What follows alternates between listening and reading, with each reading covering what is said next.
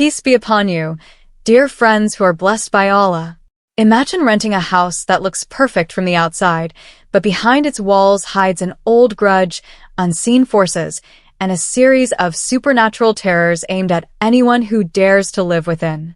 Before we dive into this mysterious story, let's moisten our tongues and fingers by sending blessings upon our beloved Prophet Muhammad.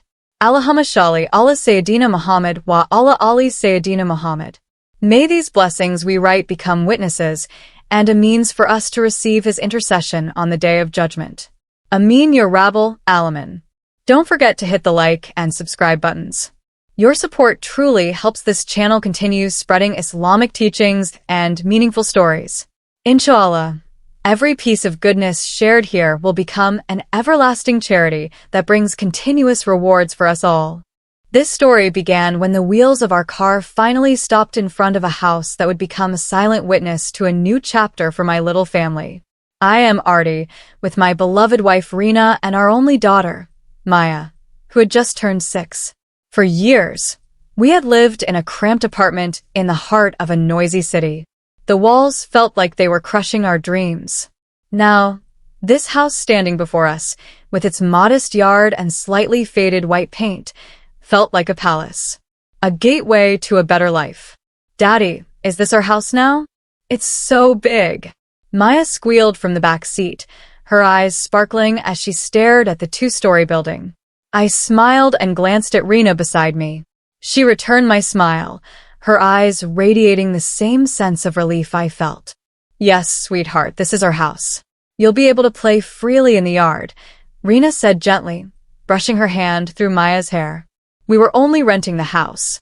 The price was surprisingly affordable for its size and the peaceful suburban location.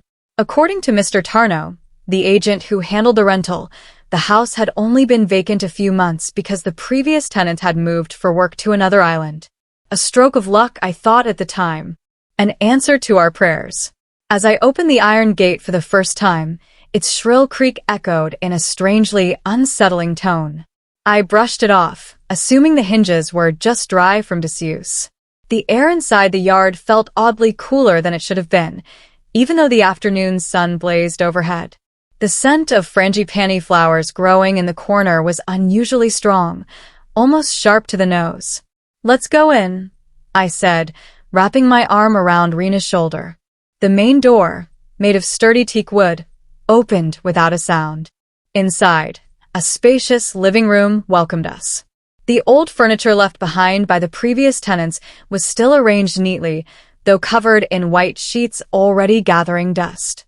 Sunlight streamed in through the large windows, making the dust particles float in the air like a swarm of fireflies.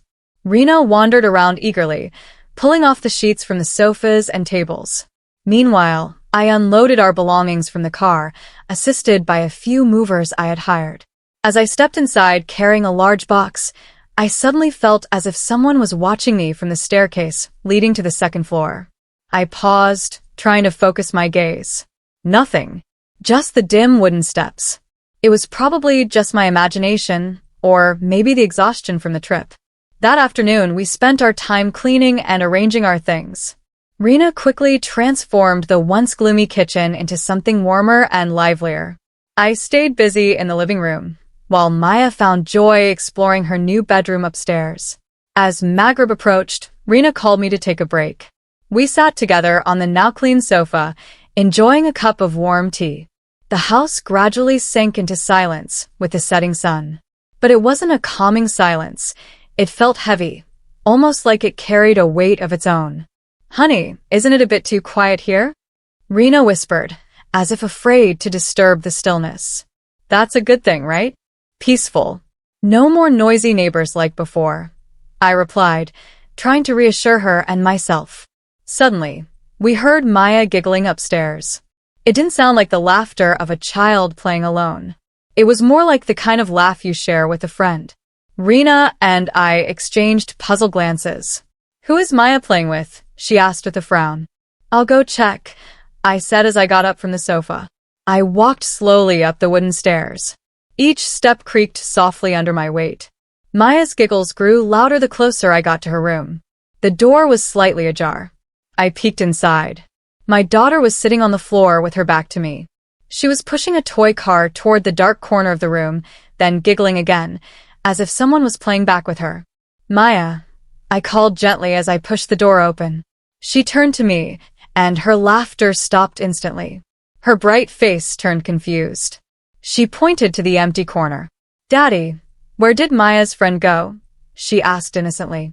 He was just there. He said, he's the one who watches this house.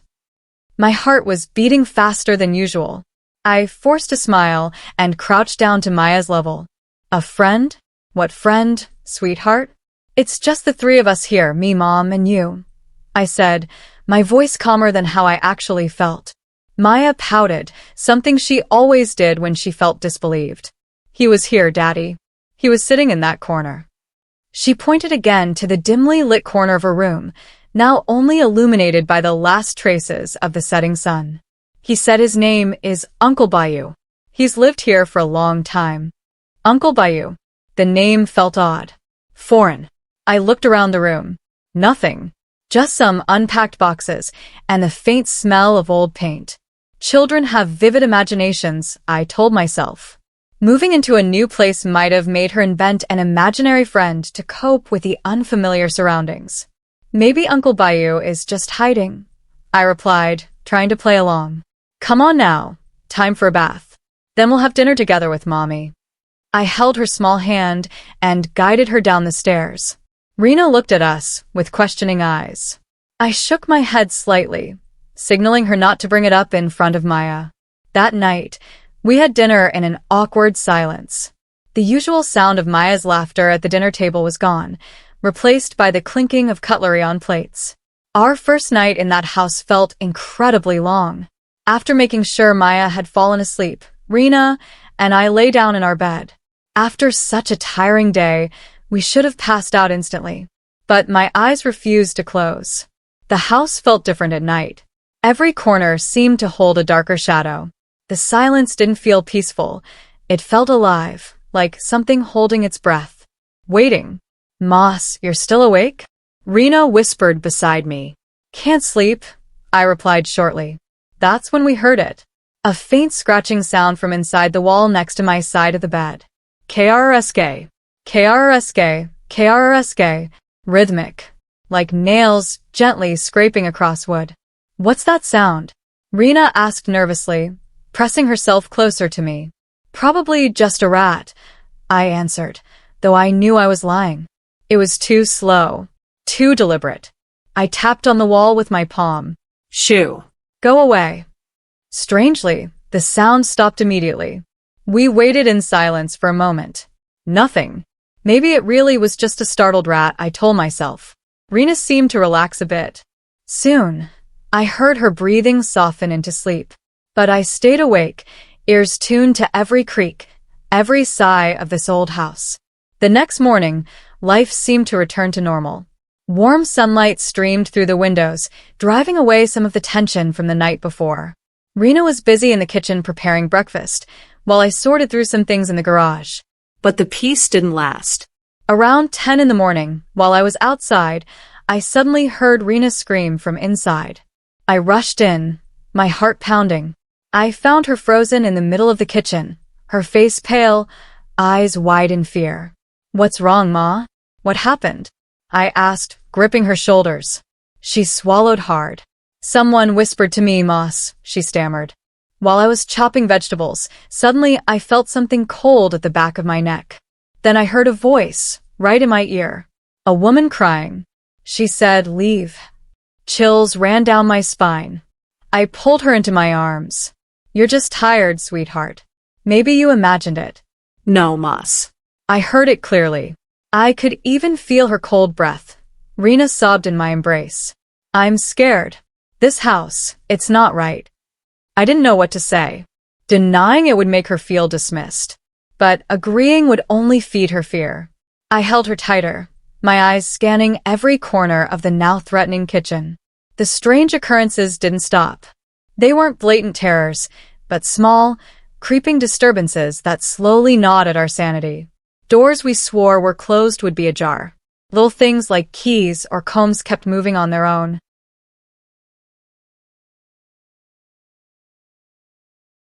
The turning point came when I saw one of Maya's drawings. She loved to draw. One afternoon, she proudly showed me a new picture. It was a simple child's drawing, me, Rena, and Maya standing in front of our new house. Bright colors, typical of her. But one detail made my blood freeze. Behind us, near the upstairs window, was another figure. It was drawn entirely in black crayon. Tall, thin, faceless. No detail. Just a dark silhouette standing stiffly, as if watching us from the shadows inside the house. Maya, who is this? I asked, keeping my voice steady. She looked at the drawing, then at me with her clear, innocent eyes. That's Uncle Bayu, Daddy. He owns the house. He said he doesn't like us being here.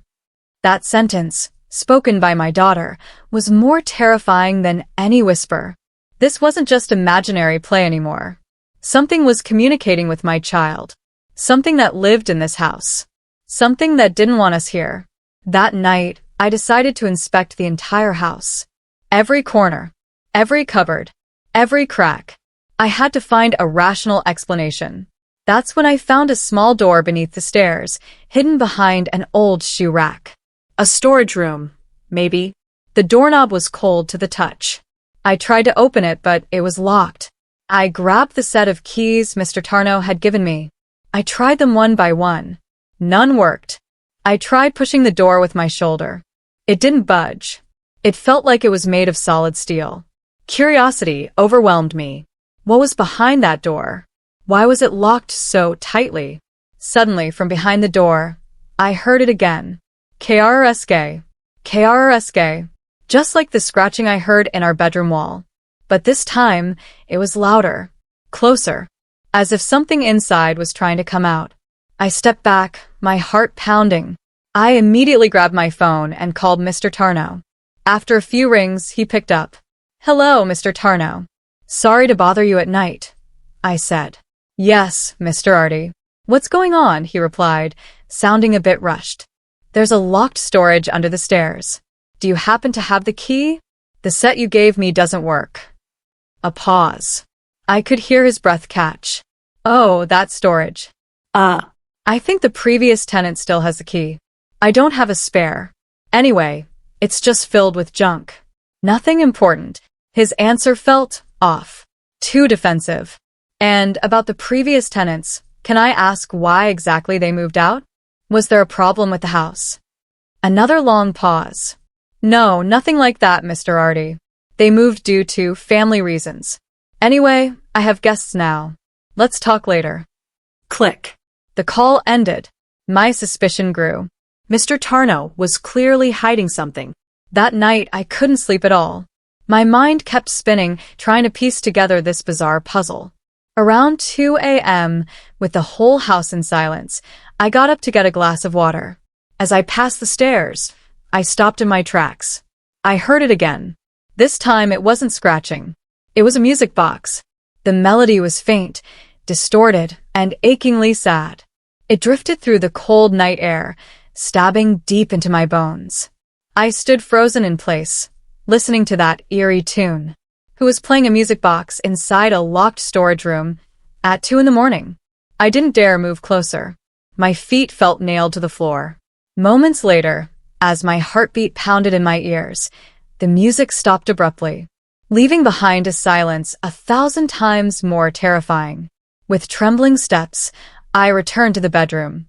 I lay next to Rena, who was still fast asleep, completely unaware of the terror I had just experienced. I stared at the dark ceiling, but all I could see was the faceless silhouette from Maya's drawing. Now I understood. We weren't just living in an old house. We had stepped into a nest. And whatever lived here, it had awakened. And it was watching us. From every dark corner, every shadow, every silence. Morning didn't come as a relief, but rather as a brief pause from the fear that lurked behind the next veil of darkness. I hadn't slept a single second. The melody from that music box kept echoing in my head, spinning endlessly like a broken record. Every time I closed my eyes, I saw that tightly locked storage door and imagined what might be behind it. I decided to keep the incident to myself. Rena was already scared enough. Telling her about the music box would only add to her burden and make her want to leave the house we had just begun to call our hope. But the secret I kept created a silent rift between us. Rena could feel it. She stared at me during breakfast, her eyes silently asking, "What else are you hiding from me, Moss?" That day, the terror began to change form. It was no longer satisfied with whispers or scratching walls. It started to show its strength. That afternoon, while Rena was washing dishes in the kitchen, a glass standing upright on the drying rack suddenly shattered into pieces. It didn't fall. It exploded in place, as if crushed by an invisible hand. The sharp crash of glass startled both of us. I ran to the kitchen and found Rena collapsed on the floor, trembling as she stared blankly at the shards scattered everywhere. "Moss that broke on its own," she whispered, tears welling up in her eyes. There were no calming words left. I couldn't say it's just a coincidence or you're just tired. I saw it with my own eyes. That glass exploded for no reason. This wasn't just some haunting, it was a display of power. A clear warning. From that day on, the atmosphere in the house grew heavier, more suffocating. The scent of frangipani flowers, which had previously been faint in the yard, started creeping inside. It was thick now, sweet yet sickening, like the flowers you smell in cemeteries. The smell was strongest near the storage door under the stairs, as if that's where it was coming from. "It smells weird, Moss. Like funeral flowers," Rena said one afternoon. Her innocent comment sent chills down my spine. Maya's condition worsened. She grew quiet and withdrawn. She no longer wanted to play in her room, clinging instead to me or Rena. Her crayons and coloring books were abandoned.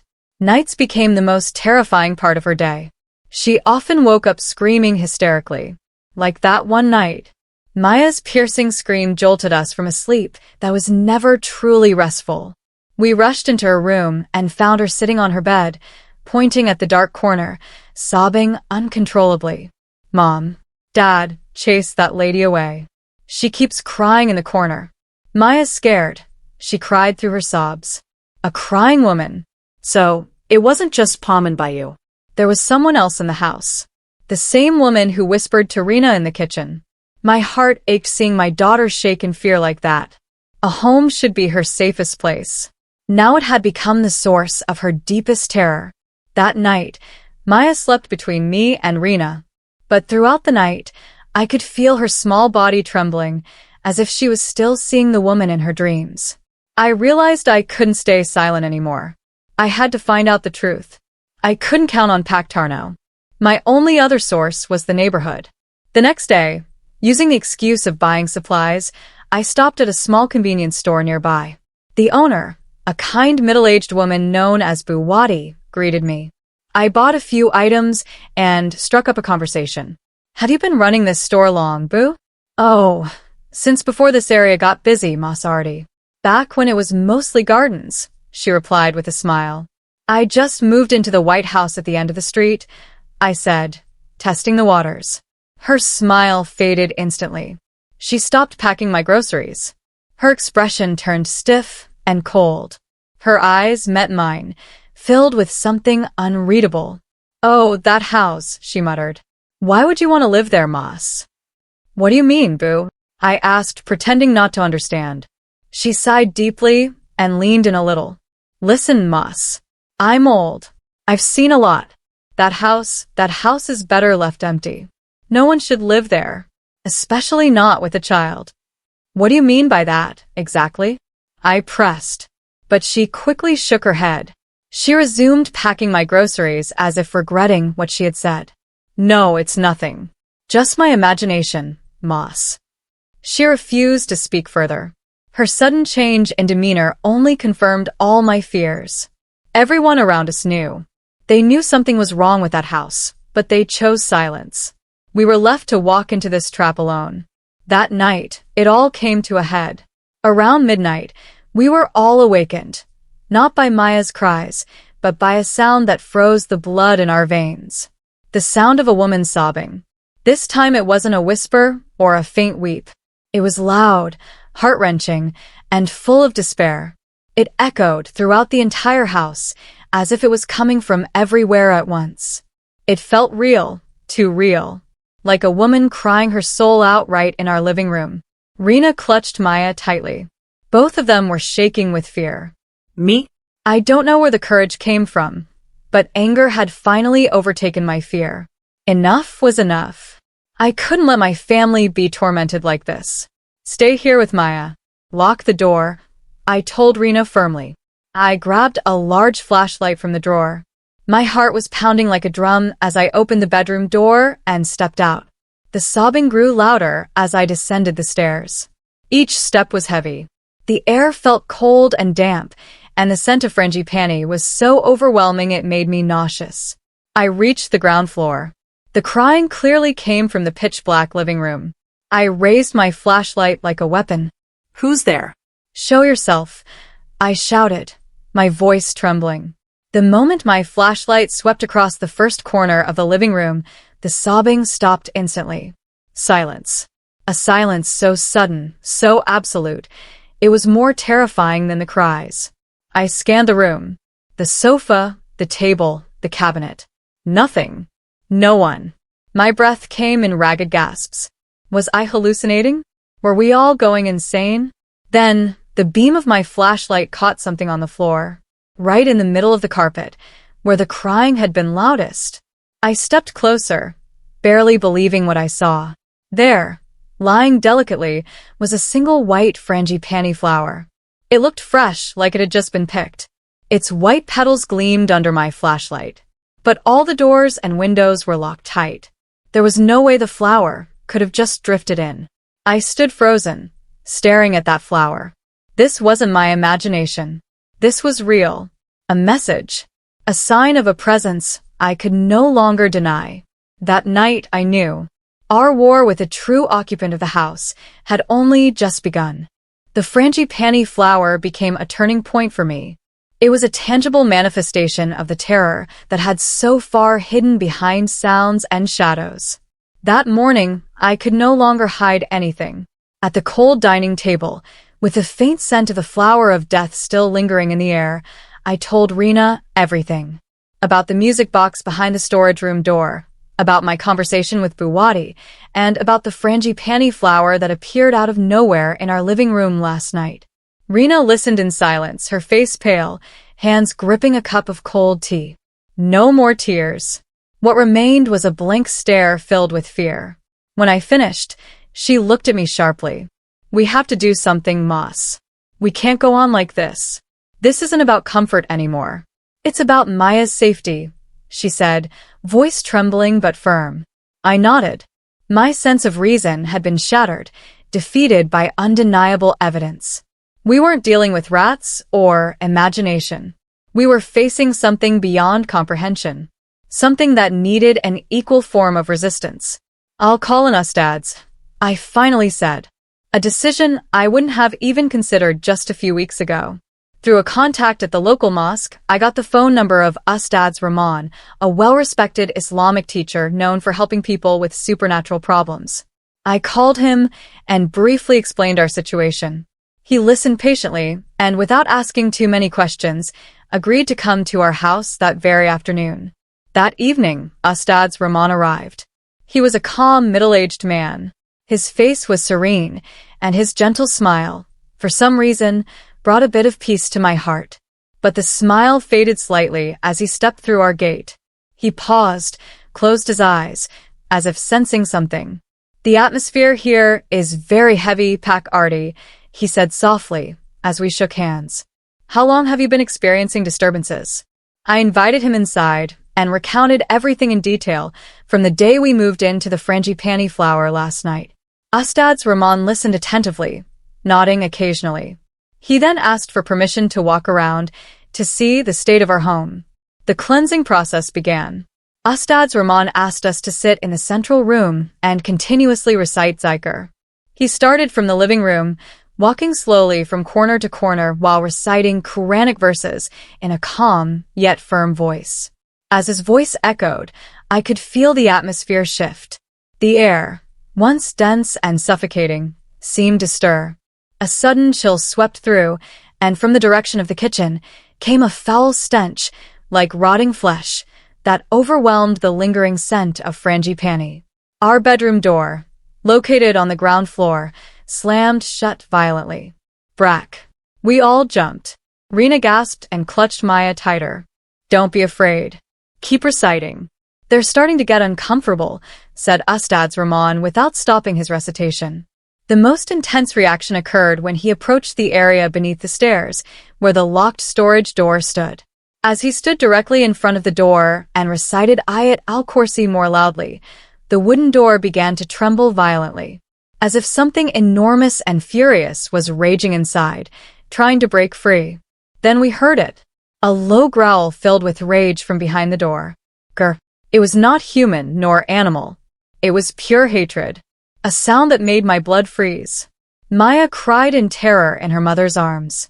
Even I, a grown man, felt my knees shake.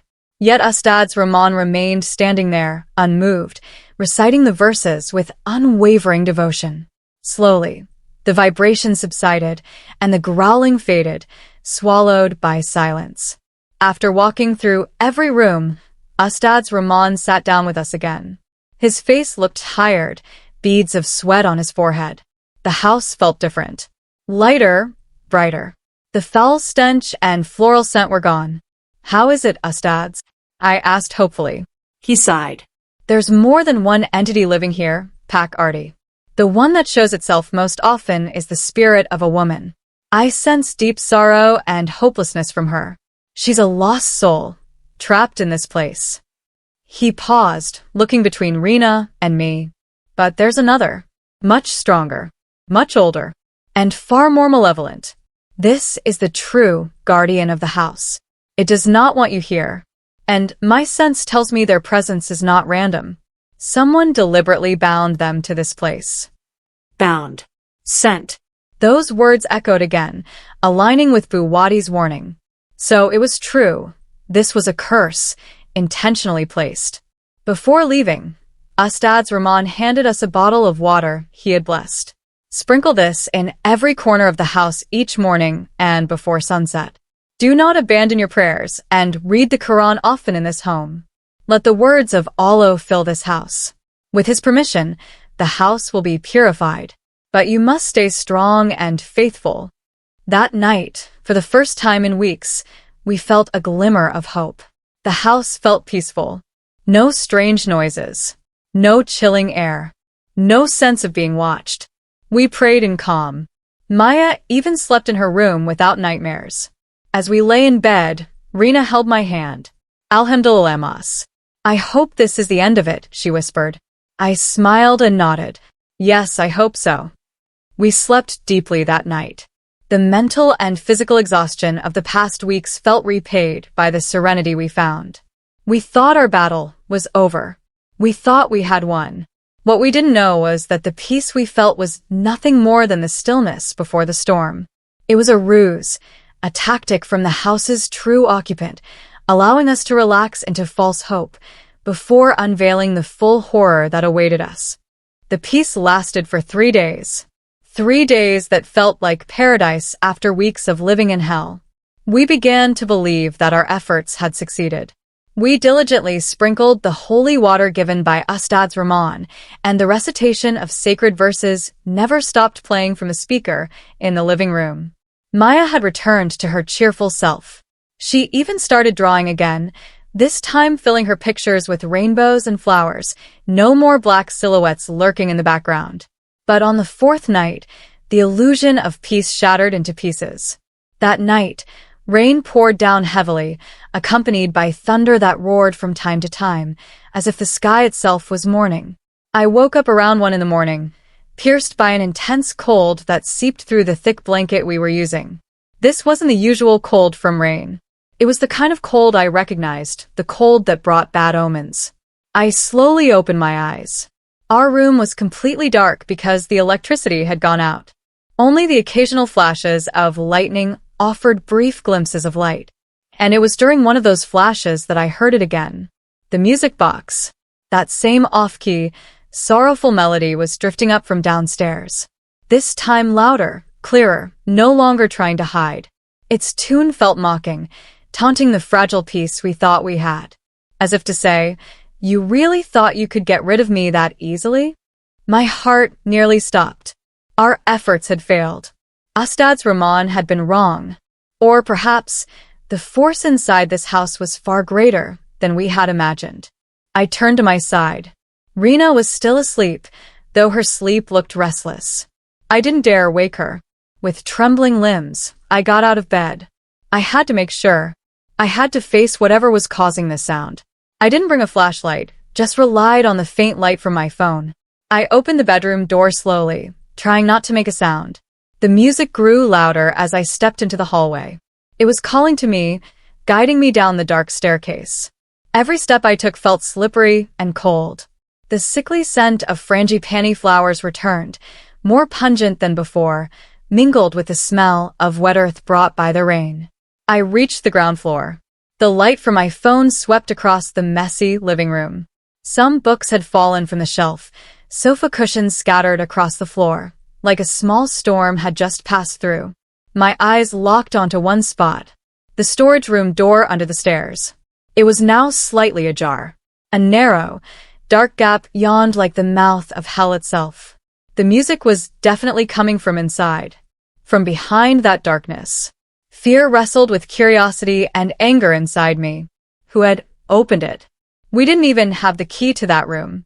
With steps as heavy as if I were wading through water, I approached the door. I aimed my phone's light into the gap. I held my breath, bracing myself for whatever I was about to see. When the beam pierced the darkness, I saw something that made my stomach churn. The room was narrow, filled with spider webs. Old broken furniture and moldy boxes were piled inside. But that wasn't what terrified me. In the middle of the room, on top of a wooden chest, sat an antique music box made of dark wood. It was spinning, playing that haunting melody. And beside it lay a porcelain doll. The doll wore a white dress, now stained and torn. Her tangled blonde hair was matted, and her glass eyes stared directly at me. But the most horrifying thing was what I saw on the back wall. It was covered in strange markings made with something reddish-brown, like dried blood. There were drawings of symbols I couldn't understand. And in the center, one name was written over and over again in jagged, uppercase letters. Bayu. This was Uncle Bayu's room, the one Maya had spoken of. This was the source of all the negative energy in the house. Suddenly, the music stopped. Silence. And in that suffocating silence, the doll's head began to move. Very slowly. It turned, once facing forward. Now it was looking directly at me. A faint, eerie smile cracked across its chipped porcelain lips. I gasped and stepped back.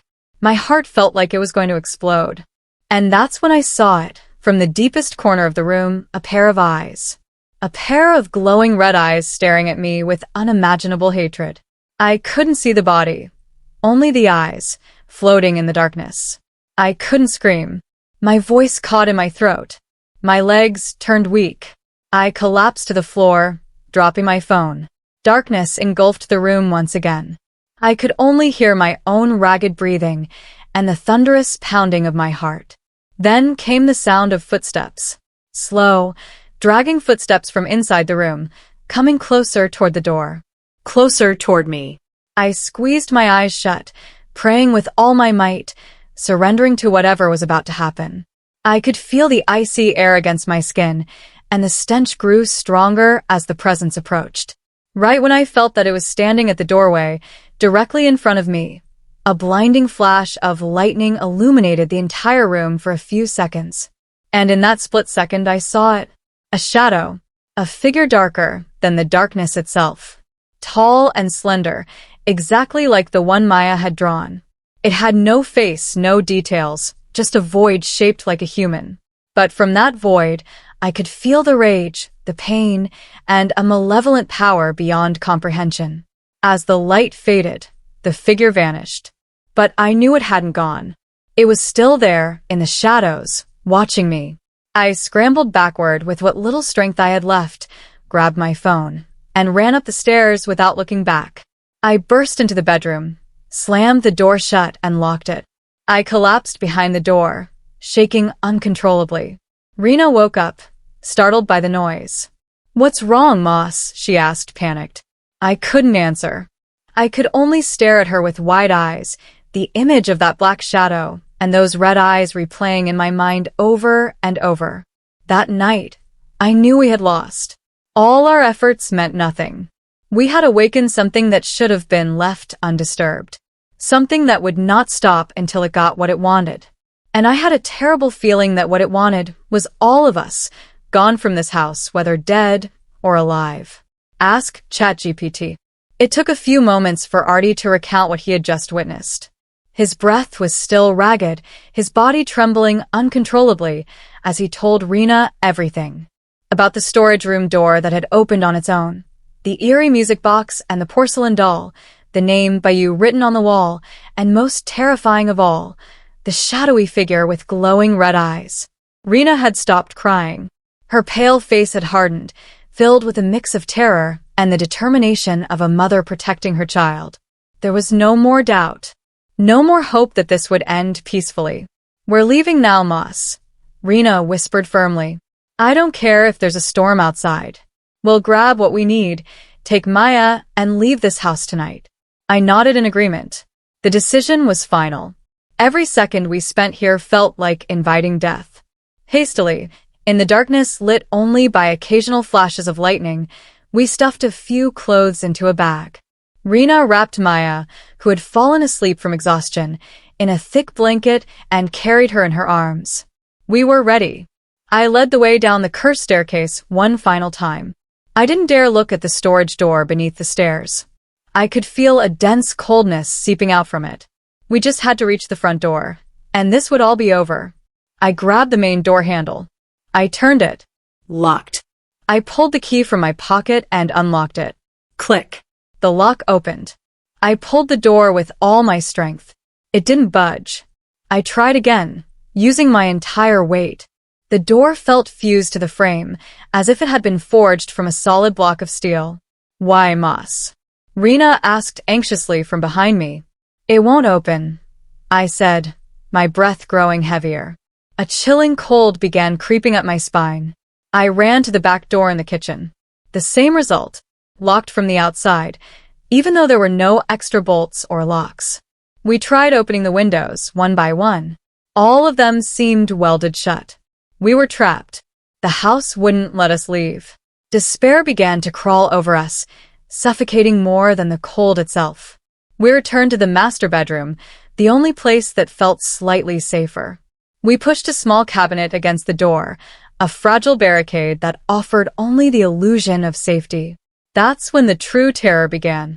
As if aware of our escape attempt, the entity in this house escalated its attack, no longer holding back.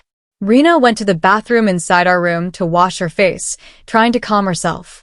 I stayed by the bed, holding Maya. Suddenly, I heard Rena scream. Not a startled scream, but a shriek of pure terror, loud enough to shake the walls. I rushed into the bathroom and found her collapsed on the floor, staring in horror at the large mirror above the sink. Her hand was bleeding. That mirror, she sobbed, unable to finish her sentence. I looked at the mirror. Its surface was shattered into 1,000 cracks. On the floor lay scattered perfume bottles and glass shards. Rena must have thrown a bottle at it. "What happened?" I asked, helping her to her feet. "I saw my own reflection, Moss," she said, her voice trembling. But my reflection, she was crying. Blood was pouring from her eyes. She cried in silence, but I could hear it. A woman sobbing, coming from inside the mirror. As Rena said that, Maya, who was cradled in my arms, suddenly stiffened. Her eyes, which had been shut, opened wide. But her gaze was empty. Cold. Not the look of a child. Then she spoke. But the voice that came from her tiny lips was not hers. It was deep and hoarse. A voice that seemed to rise from the bottom of the darkest well. "This house belongs to me," Maya said, each word drawn out, heavy with menace. "Your flesh and bones will become part of its walls. You will never leave." I froze. My body refused to move. They had possessed my daughter. They used her tiny form to threaten us. This was the peak of psychological terror. Seeing my beloved child speak with a demonic voice was an image that would haunt me forever. "Get out of my daughter, demon!" Rena screamed, her fear overtaken by a mother's fury. A twisted smile appeared on Maya's lips. Then her body went limp, and she returned to my arms, breathing normally, as if nothing had happened. We were broken, exhausted, Trapped. our souls felt torn apart. We collapsed to the cold bedroom floor, holding each other tightly in the darkness as the storm raged both outside and within us. In the midst of despair, a thought crossed my mind. Ustad's Rahman hadn't failed because his knowledge was lacking. He failed because he only tried to treat the symptoms, not the root of the disease. Buwadi's warning. The suspicious call from Pak Tarno. The name Bayu in the storage room. The key wasn't to fight them directly. We would never win that way. The key was to uncover why they were here. Who Bayu really was. What tragedy occurred in this house. Who had bound them here. The only one who might hold the answer was Pak Tarno, the man who had knowingly thrown us into this hell. I had to make him talk. No matter what. It was our only hope. But how could we contact him? How could we leave this house to reach him? We were completely trapped. As if in response to my thoughts, the scratching sounds returned. KRSK, KRSK, KRSK, but this time it was different. The sound didn't come from one spot. It came from all around us, from the walls to my right, to my left, behind me, even from the ceiling above. KRSK, KRSK, KRSSKK. The scratching grew louder, faster, more desperate. As if dozens of creatures with sharp claws were tearing through the walls, trying to get in. As if the house was a living organism trying to digest us, pulling us deeper into its rotting gut. All we could do was hold each other tighter, waiting for morning to come, wondering if we would survive to see the sunlight once more. That night felt eternal. The scratching sounds that came from all directions never stopped, not even for a second. It became the background music of our despair, a symphony of horror that gnawed away at the last shreds of our sanity. We didn't sleep. We just sat there, frozen, clinging to each other, waiting for dawn with bated breath. And dawn did come, not with golden warmth, but with a pale gray light that crept shyly through the cracks of the window. The rain had stopped, but the clouds still hung low, reluctant to move on. Strangely, as the morning light arrived, the scratching slowly faded and finally vanished. The house returned to silence. But the silence this morning felt different. It wasn't a deceptive calm, it was exhaustion. As if the entity within the house, too, needed rest after tormenting us all night long. Another miracle occurred. When I tried opening the bedroom door, the small cabinet we'd used as a barricade felt light. The door opened without resistance. Cautiously, I stepped out. I tried the main door. With a twist of the key and a little push, it opened. We were free. The house had released us. Perhaps because morning had come, or perhaps it knew we would never return. We didn't waste time. Without looking back, without taking anything except the emergency bag we had prepared, we ran out of that cursed house. We got into the car and I stepped on the gas, putting as much distance as possible between us and that place. We had no destination. We just kept driving away from the nightmare. After what felt far enough, I pulled over in front of a mosque. The three of us got out, took wudu, and performed a late dawn prayer.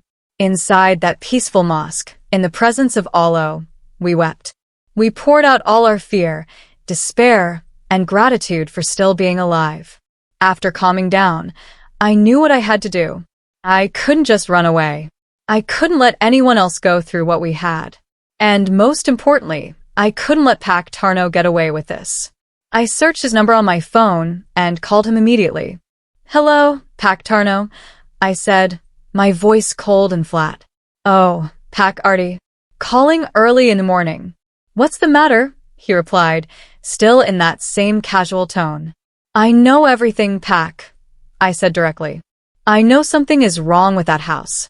And you deliberately trapped my family in there. Now you have two choices. Either you tell me everything you know, or I'll report you to the police for fraud and endangering my family's lives." Silence. I could hear his breath hitch on the other end. His casual tone vanished instantly. Please don't, Pack. Don't go to the police," he stammered. Okay. I'll tell you everything. Where shall we meet?" We agreed to meet at a busy coffee shop, a neutral, safe location. An hour later, I sat across from Pak Tarno. His face was pale and drenched in sweat. He didn't dare meet my eyes. And from his trembling lips flowed a grim story that held the key to all the terror we had endured. That house, he revealed, was no ordinary home. It was built on tragedy.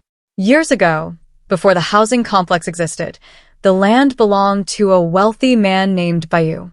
Bayu was temperamental and deeply jealous. He married a beautiful woman named Laris. But their marriage was far from happy. Bayu was often violent, accusing Laris of cheating without proof. One night, in a fit of blind jealousy, Bayu strangled Laris to death in their master bedroom. Panicking, he didn't report the crime. Instead, he buried her body beneath the floor of the basement under the stairs, covering the grave with concrete and new tiles. To cover his crime, Bayu spread the rumor that Laris had run off with another man. But sin can never be hidden forever. Laris's restless spirit haunted him. Every night, he heard her cries. He saw her ghost in every corner of the house. Driven mad by guilt and terror, Bayu eventually hanged himself in the living room. Since then, the house was cursed. The vengeful spirit of Laris and Bayu's tormented soul were trapped there. They would not allow anyone to live in peace in the house that bore witness to their tragedy. Then why did you keep renting it out? I asked angrily. Pak Tarno bowed his head even lower. The current owner, a descendant of Bayu's family, doesn't care, Pak. They just want the rental money. They know the house is haunted. They even hired a shaman to bind the spirits inside, so they wouldn't bother the surrounding area. They don't care about the tenant's safety. As long as someone's willing to pay, that's all that matters. My blood boiled hearing this. So we weren't just victims of vengeful spirits, but victims of human greed. They had intentionally made us the offering, the distraction, to keep the spirits focused within the house. The music box and the doll, what were those? I asked again. They were Laris's favorite possessions during her life, Pak. The shaman placed them in the basement as an anchor to tie her spirit there. Pak Tarno replied quietly. Everything made sense. The puzzle was complete. But knowing the truth didn't bring relief, only more anger and disgust. I looked Pak Tarno straight in the eyes.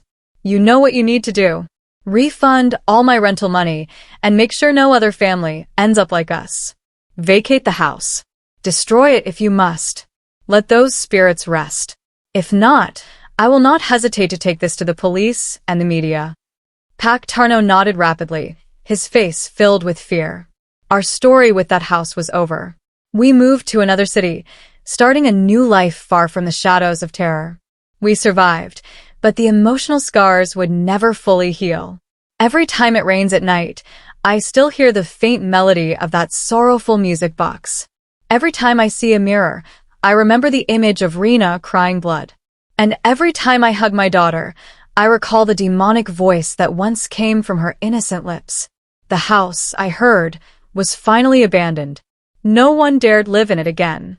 It stood there, at the end of the street, decaying in silence, a mute monument to tragedy, sin, and greed. A reminder that sometimes the most terrifying horror doesn't come from ghosts, but from the darkness buried within the human heart itself. Closing and reflections of the story. The story of Arti, Rina, and Maya is not merely a tale of a haunted house. It is a journey that tested the limits of faith, fear, and the strength of family bonds.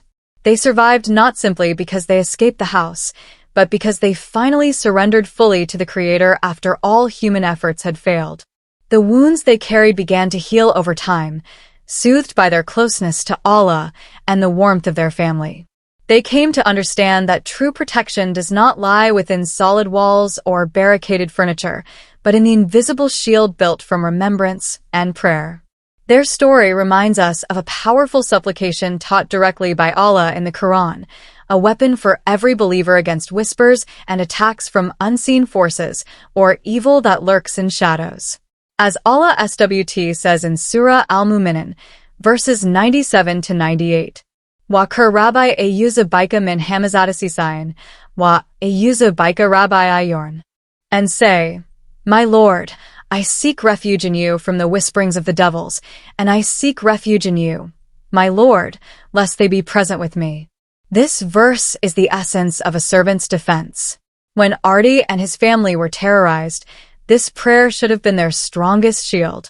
It teaches us that acknowledging our weakness and seeking total refuge in Allah is the highest form of strength. From this entire story, we can draw several profound lessons. The greatest evil often comes from the human heart. The horror within that house did not emerge from emptiness. It was rooted in human sin, uncontrolled anger, blind jealousy, violence, and murder committed by Bayu. It was further fueled by the greed of the heirs and Pak Tarno's deceit. This teaches us that while devils may whisper, it is often humans who carry out the most terrible deeds. The importance of effort accompanied by trust in Allah. In facing worldly matters, such as seeking a place to live, we must exert our best effort. This story reminds us to remain cautious, investigate the background of a place, and not be easily lured by offers that seem too good to be true. But after all efforts, the outcome must be surrendered to Allah. Never underestimate the power of prayer and worship. A house devoid of Quranic recitations and worship becomes a playground for devils. The cleansing effort by Ustadz Rahman brought temporary calm because the main defense, the faith and devotion of its inhabitants, had not yet been firmly established. A home must be filled with the light of faith, not just purified momentarily. Sin is a rotting inheritance. The sin Bayu committed years ago did not die with him. It became a curse that consumed more lives, trapping his soul, his wife's, and terrorizing those who followed. This is a lesson that every deed, whether good or evil, leaves a trail and lasting consequences. Family is the first fortress. In the midst of the darkest terror, Artie, Rena, and Maya found strength in embracing one another. Love and a sense of duty to protect each other gave them the courage to keep going. May this story serve as a reminder for all of us to protect ourselves and our families with faith, to be vigilant against the deceptions of devils and people, and to turn our homes into havens illuminated by Allah's mercy, not dens that invite His wrath.